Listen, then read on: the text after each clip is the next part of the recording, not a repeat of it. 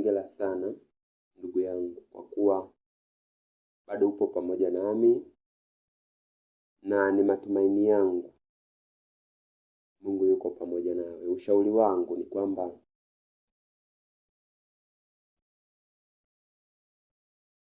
jambo la kwanza, hebu iamini Biblia kwa sababu ni neno takatifu.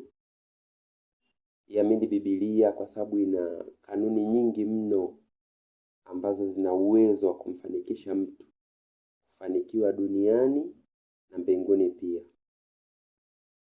Kubwa zaidi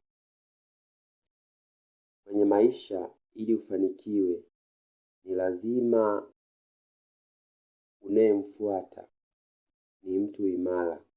Yes, kwenye Biblia tunamfuata Yesu Kristo kwa sababu yeye ni imara na alishinda vita vyote. So hatuna budi kumfuata yeye ili tuwe kama yeye. Ndio, na jambo moja ambalo nitaenda kuzungumzia leo ni zuri sana na litapendwa sana sana sana. Unachotakiwa kufanya ni kunisikiliza kwa umakini mno ninachokizungumzia na tukafanyie kazi. Yes, ukafanyie kazi. Ukafanyie kazi. Ukafanyie kazi. Yes. Ukisoma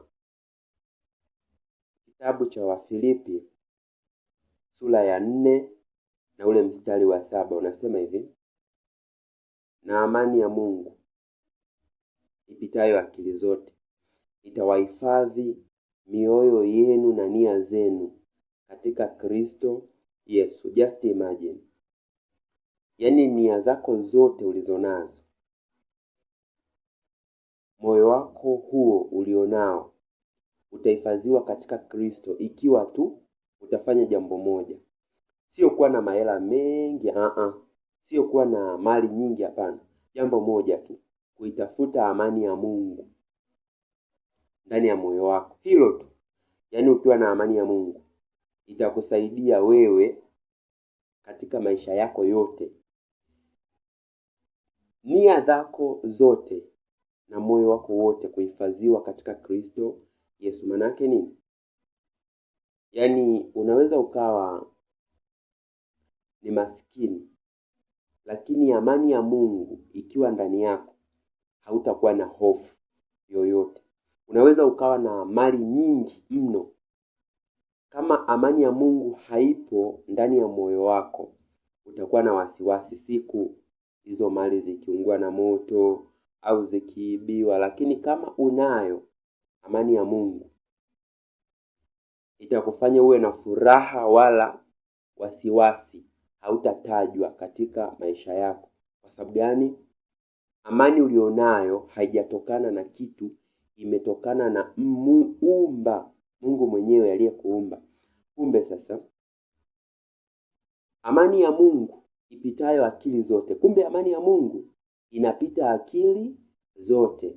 Hiyo amani ya Mungu inayopita akili zote, kazi yake ni moja: kuhifadhi mioyo yetu na nia zetu katika Kristo Yesu. Jichunguze mwenyewe. Kama hauna amani ya Mungu, utaona una wasiwasi, kodi inaisha, una wasiwasi hujalipa ada za shule, una wasiwasi hujafanya kitu fulani, una wasiwasi duka lako umeweka watu hawaamini.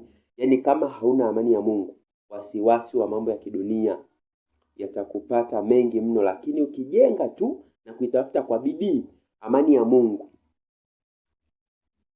na kuhakikishia mambo yote yatakuwa sawa, kama ilivyosema katika Wafilipi 4 mstari wa 13: na yaweza mambo yote katika yeye anitiaye nguvu. Lakini pia amani ya Mungu inatafutwaje? Kasome Ayubu 22 mstari wa 21. Nasema hivi: mjue sana Mungu ili uwe na amani, ndivyo mema yatakavyo kujia. Jina langu Elisha Maltini Mwampashi. Mungu akubariki kwa kusikiliza video hii. Naomba uishare kwa watu wengine ili wajifunze zaidi.